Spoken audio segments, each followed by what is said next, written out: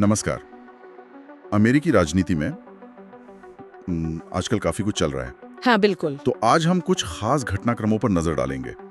हमारे पास एक लेख है, उपाध्यक्ष वेंस, सत्ता और उत्तराधिकार की तैयारी शीर्षक से। उसके कुछ वह साथ ही एक इंटरनेट मीम जो काफी वायरल है, उसकी भी बात करेंगे।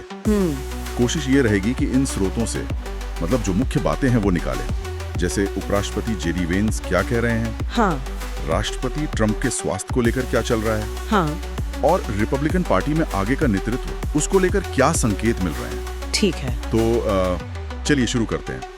सबसे पहले उपराष्ट्रपति वेंस का वो बयान।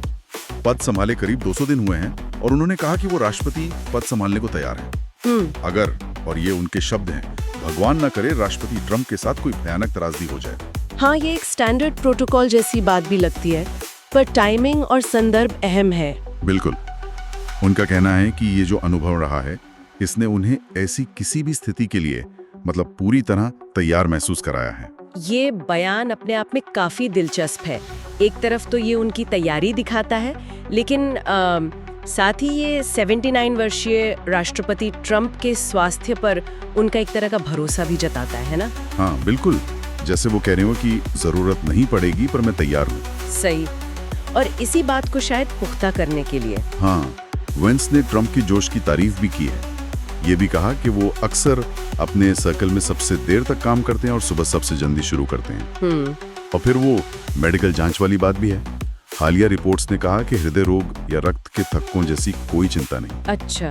और पैरों में सूजन या खरोच का कारण शायद नसों की कोई मामूली समस्या बताई गई। तो एक तरह से माहौल ये बनाया जा रहा है कि सब ठीक है। हाँ, मतलब स्वास्थ्य को लेकर जो भी अटकलें थीं, उन्हें कम करने की कोशिश। बिल्कुल। और ये शायद इसलिए भी जरूरी है क्योंकि अब बात आगे बढ़ रही है। रिपब्लिकन पार्टी में नेतृत्व की तस्वीर उभर रही है। हाँ, यहीं पर मामला और दिलचस्प हो जाता है। राष्ट्रपति ट्रंप ने खुद संकेत दिए हैं। कहा है कि वाइंस 2028 के रिपब्लिकन नामांकन के सबसे संभावित उत्तराधिकारी हैं। सबसे मजबूत संकेत अब तक का शायद। हाँ, लगता तो यही है। और उन्होंने विदेश मंत्री मार्को रूबियो के साथ उनकी संभावित जोड़ी का भी इशारा किया है। ये बहुत बड़ी बात है। मतलब ट्रंप सार्वजनिक तौर पर वाइंस को एक तरह से अपना राजनीतिक वारिस मान रहे हैं। ये पार्टी के अंदर जो सत्ता के समीकरण होते हैं ना, उनको अभी से आकार देने की कोशिश है। हाँ, और शायद वाइंस का वो तैयार हूँ वाला बयान वो इसी बड़ी तस्वीर का हिस्सा हो सकता है, बिल्कुल हो सकता है। पहले अपनी योग्यता और निष्ठा दिखाना और फिर नेतृत्व का समर्थन मिलना, ये एक तरह का संदेश भी है पार्टी के दूसरे संभावित दावेदारों के लिए। सही कहा। ये राजनीतिक दांव-पेंच तो चलते ही रहते हैं।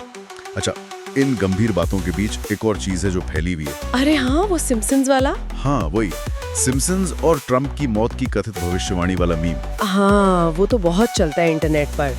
देखिए, द सिम्पसन्स शो है मजेदार और कई बार उनके मजाक सच भी लगते हैं भविष्य में जाकर। हाँ, वो तो है। लेकिन ऐसा कोई एपिसोड कभी नहीं आया जिसमें उन्होंने सचमुच डोनाल्ड ट्रंप की मौत की भविष्यवाणी की हो। ये बिल्कुल साफ है। अच्छा, तो वो सब जो क्लिप्स दिखती हैं, वो या तो संदर्भ से बिल्कुल बाहर होती हैं, या एडिट की हुई होती हैं, या कई बार तो पूरी तरह से बनाई गई होती हैं। ये बस इंटरनेट की कहानियां हैं। शो ने ऐसा कुछ असल में कभी प्रसारित नहीं किया, तो इस पर यकीन करने से पहले सोचना चाहिए, स्रोत देखना चाहिए। बिल्कुल, खासकर जब मामला इतना संवेदनशील हो। तो अगर हम आज की पूरी बातचीत का सार निकालें, हाँ, उपराष्ट्रपति वेंस कह रहे हैं कि वो जरूरत पड़ने पर तैयार हैं। राष्ट्रपति ट्रंप के स्वास्थ्य को लेकर चिंताएं कम की जा रही हैं, उनकी क्षमता पर जोर दिया जा रहा है। और सबसे अहम बात, सबसे अहम, ट्रंप ने वेंस को 2028 के लिए अपने संभावित उत्तराधिकारी के तौर पर एक तरह से सामने रख दिया है। बिल्कुल, ये सब दिखाता है कि देखिए, सत्ता के उच्चतम स्तरों पर भले ही बाहर से सब कितना भी स्थिर या अस्थिर लगे, अंदर ही अंदर भविष्य की योजनाएं, उत्तराधिकार पर विचार, वो हमेशा चलते रहते हैं। ये सिर्फ आज की बात नहीं है, ये कल की दिशा तय करने की कोशिश है। सही। पार्टी के अंदर का संतुलन, अपनी राजनीतिक विरासत, ये सब बातें इसमें शामिल है। हाँ बिल्कुल। तो जाते जाते एक विचार छोड़ जाते हैं सोचने के लिए।